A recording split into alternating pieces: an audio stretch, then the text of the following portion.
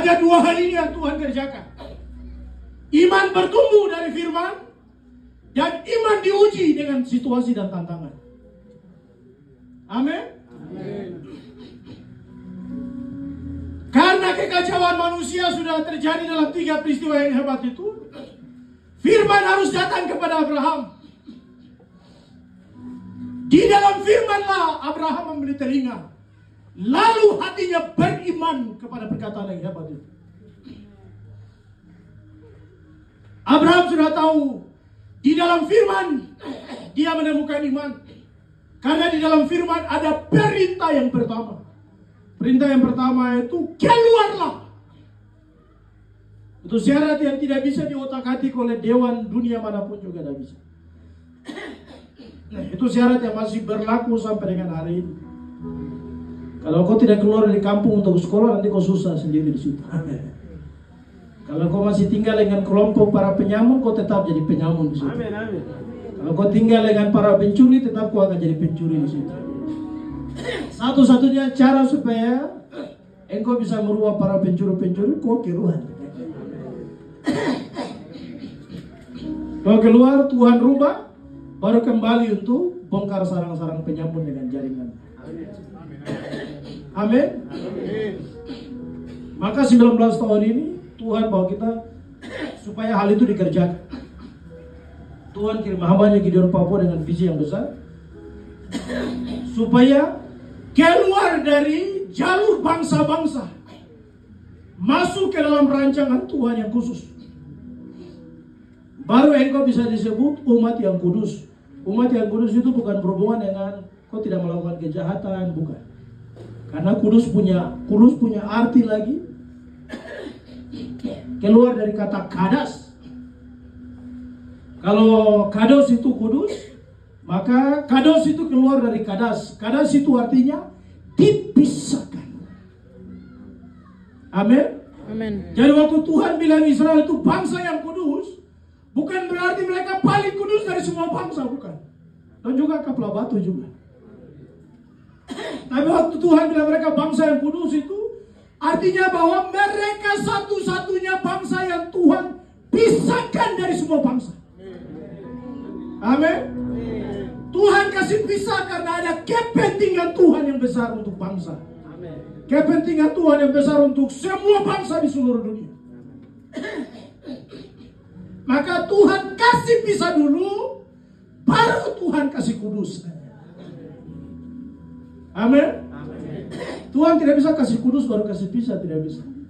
Tuhan harus kasih pisah engkau dan saya dulu, baru dirotan sampai bertobat. Amin. Dikasih pisah dulu baru rancangan keselamatan Tuhan beri, Tuhan taruh. Mesbah dibangun 19 tahun sampai dengan hari ini. Karena yang pertama, Kejadian 12 ayat 1, ada firman dari Tuhan.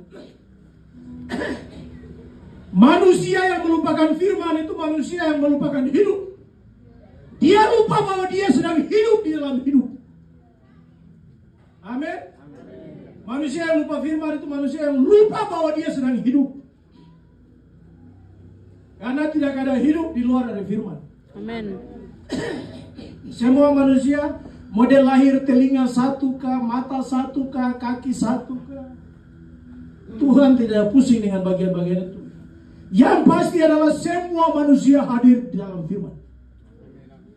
Karena Tuhan berkata, baiklah kita menjadikan manusia. Amin. Yang engkau dan saya punya pandangan adalah, oh pacarnya tidak sempurna karena mata satu. Itu kau punya pandangan. Yang kau lihat kaki satu baru anak ini dia lahir, itu engkau dan saya punya pandangan. Yang pasti adalah Tuhan menjadikan segala sesuatu dengan hebat dan luar biasa. Semua punya maksud dan kepentingan Tuhan. Karena tidak ada satu manusia yang lahir di luar dari firman, maka ketika dosa masuk ke dalam manusia, firman bertanggung jawab untuk bayar dan tarik kembali. Amin. Maka firman harus menjadi manusia. Ibrani pasal berapa tuh? 10 ayat 5 kan? Coba lihat. Berjalan terus semua warisan itu berjalan sampai dengan hari ini. Karena dosa masuk ke dalam manusia dan mencemari manusia, maka manusia diciptakan di dalam firman itu. Firman wajib membawa kembali rancangannya karena dia yang punya. Amin. Dia yang punya, dia yang bentuk, dia yang rancang, dia yang kasih jadi. Maka ketika rusak, dia bertanggung jawab untuk perbaiki. Itulah sebabnya firman menjadi manusia. Ibrani pasal 13, pasal 10.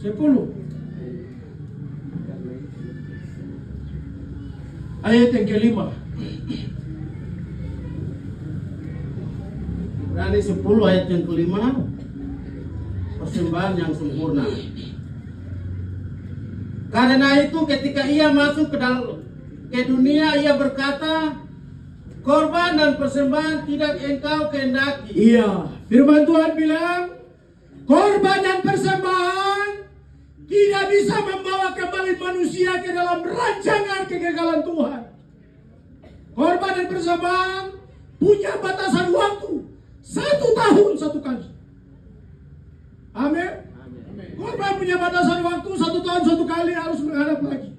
Kalau 1 tahun 1 kali dan itu berlaku sampai dengan hari ini, maka tidak ada yang kaya di tanah ini, semua miskin.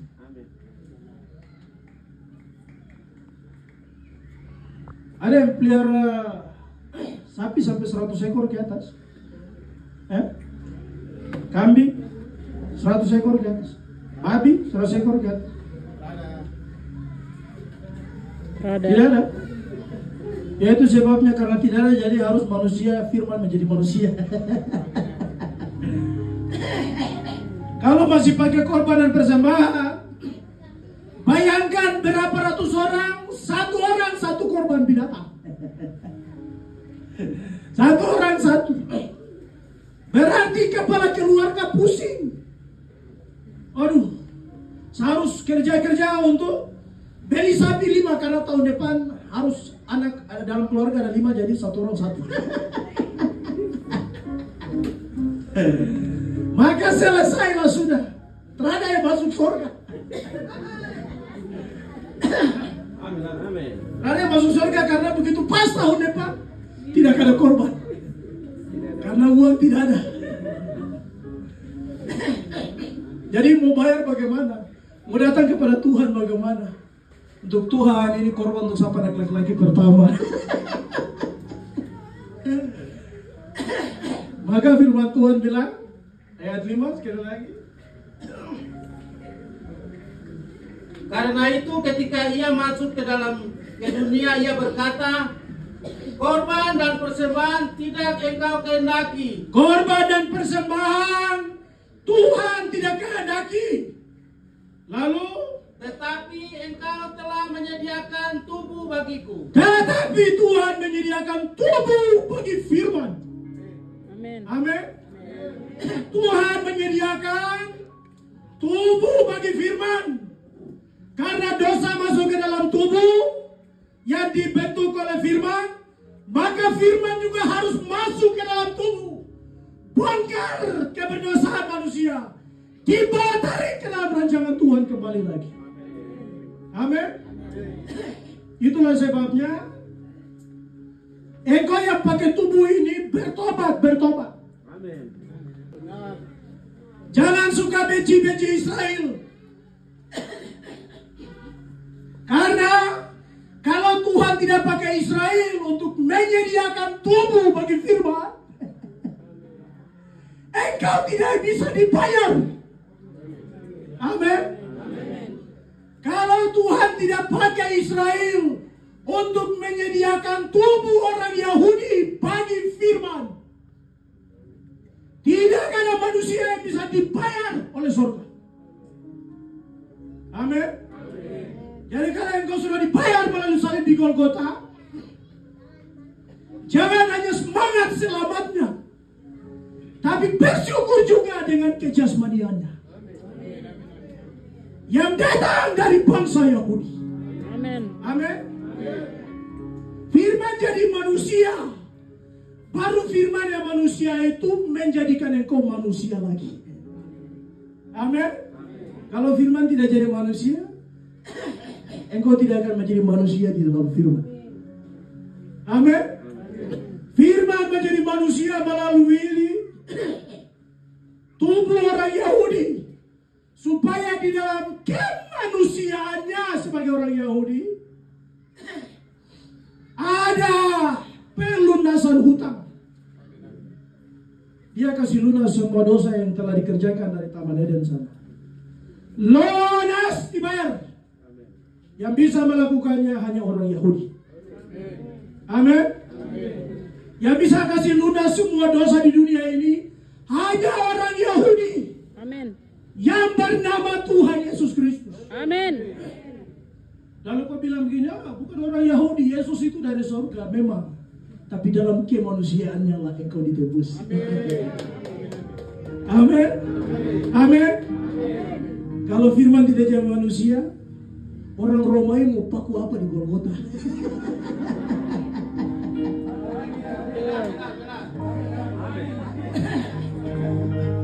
Firman tidak menjadi manusia, engkau orang-orang Romawi mau paku apa di Golgota? Tidak bisa. Amin. Amin. Firman menjadi manusia Yahudi, supaya setiap awal bulan engkau makan perjamuan. Jadi kalau kau makan perjamuan, jangan hanya ingat selamat, ingat juga orang Yahudi. Amin. Jadi kalau makan perjamuan, jangan hanya ingat terima kasih untuk keselamatan Tuhan Yesus, terima kasih untuk selamat. Tapi kau juga berdoa begini, terima kasih karena kau pakai tubuh orang Yahudi. Maka saya berdoa, Tuhan kau berkati orang-orang Yahudi. Amin. Tuhan pakai tubuh orang Yahudi karena korban tidak berkenan. Amin. Karena korban tidak berkenan, maka tubuh orang Yahudi harus dipergunakan. Karena tubuh orang Yahudi mau dipergunakan, maka dari garis keturunan Sem, Tuhan kasih pisah. Dari Sem itu sudah Abraham hadir dan berjalan terus sampai Tuhan Yesus. Itu garis keturunan yang dikhususkan oleh Tuhan. Amin. Waktu kita mengambil keputusan untuk membangun Mesbah, dengar firman bangun Mesbah, Tuhan kasih pisah engkau dan saya masuk ke dalam garis keturunan yang khusus dari Tuhan untuk kehendaknya yang besar. Ayat yang kedua, ada 3 berkat di situ. Aku akan membuat engkau menjadi bangsa yang besar dan memberkati engkau serta membuat namamu masyhur, dan engkau akan menjadi berkat.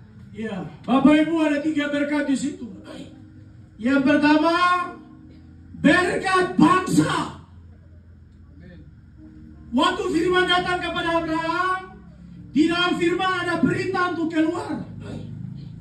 Tapi sebelum keluar, Tuhan beritahukan tentang 3 berkat. Berkat yang pertama berhubungan dengan berkat bangsa. Tuhan memberitahukan kepada Abraham bahwa Abraham, saya punya kepentingan yang terakhir adalah bangsa. Kepentingan kehendak Tuhan yang terakhir berhubungan dengan bangsa. Maka ketika Tuhan bicara kepada Abraham, Tuhan kasih tahu berkat yang terakhir. Tuhan tidak kasih tahu berkat yang pertama, Tuhan kasih tahu berkat dari berkat yang tertinggi. Dari kehendak Tuhan yang terakhir. Aku akan membuat engkau menjadi bangsa. Saya bawa engkau keluar dari sini, keluar ke negeri aku janjikan, karena engkau mau jadi bangsa. Amin. Amin. Itu harus ada di dalam pikiran semua orang yang telah ditebus melalui salib di Golgota. Firman menjadi manusia Dan kemanusiaan itu tersalib di Golgota. Supaya dari salib di Golgota, engkau dan saya dibawa keluar dari gelap kepada terang. Mengapa engkau dan saya dibawa keluar dari gelap kepada terang? Karena ada 3 berkat. Berkat yang pertama, ingat bangsamu. Amin. Bangsamu diingat. Banyak orang menikmati salib di Golgota, tapi hanya bilang terima kasih Tuhan Yesus selamat.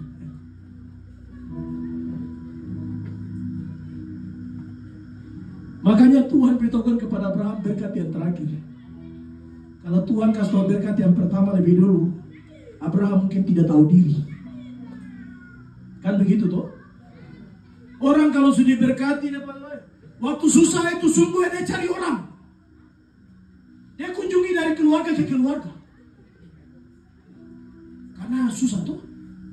Jalan, Bapak, saya jalan-jalan saja. Selamat datang jadi. Padahal perancangan lain. Begitu dia sudah diberkati, lupa keluarga semua. Pak ini biasa datang tapi serangan lagi. Biasa orang model begitu. Banyak orang di mana-mana tuh model begitu. Betul. Jadi kalau dalam satu keluarga ada 6 orang, pulang baca kisah Yusuf.